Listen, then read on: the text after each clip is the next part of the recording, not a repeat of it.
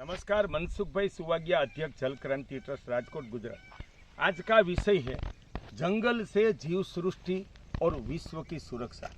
आज हमारे सामने बहुत सारी समस्या है जो हमारी हर एक गांव, प्रदेश, राष्ट्र की दिव्य सैकड़ों हजारों प्रकार की वनस्पति थी, वो धीरे धीरे लुप्त होती जा रही है।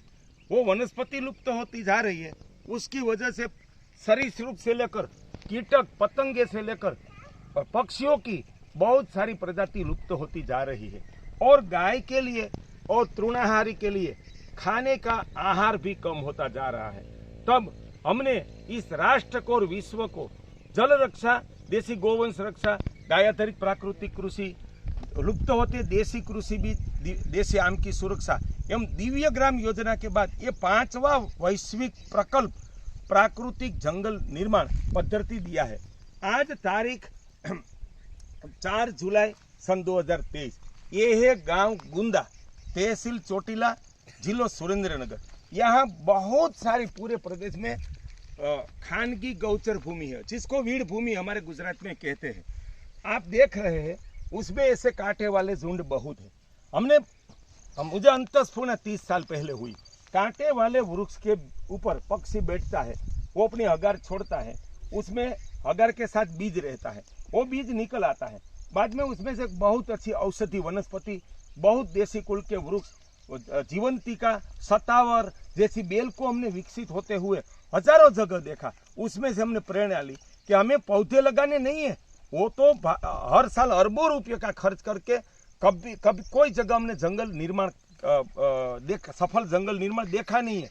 तो हमें क्या करना चाहिए?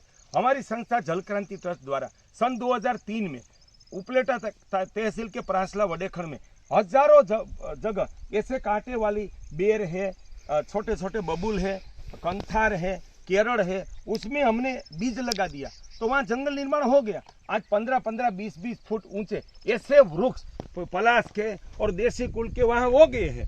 तो वो पद्धति को राष्ट्र विस्तारित करने के ध्येय से हमारी संस्था द्वारा ये गुंदा गांव में कांटे वाले झुंड में ऐसे विविध प्रकार के 100 प्रकार के बीज लेकर हम आए हैं। वर्षा ऋतु के 15 दिन पहले या 15 दिन बाद में झुंड के बीच कोई भी औजार से हम ऐसे जो दातरड़ा जिसको कहते हैं, इससे भी हम खड्डा करके डाल सकते हैं। कुदाड़ी है, उनसे भी खड्डा करके हम बीज डाल सकते हैं और ऊपर मिट्टी डाल देना। तो हम इस तरह से अपने प्रदेश के अनुरूप कम से कम 25 से लेकर 100 प्रकार के देसी कुल के वृक्ष जो हमें फल दे, हमें पक्षियों को, प्राणियों को फल मिले, औषध मिले, गाय से लेकर तृणाहारी को चारा भी मिले, तो ऐसी वनस्पति हमें लगानी चाहिए। तो ये हमारे कार्य से प्रेरणा लेकर उसको जन आंदोलन बना दो। गांव गांव में आप अपनी धरती के अनुरूप देसी बीज एकत्र करो।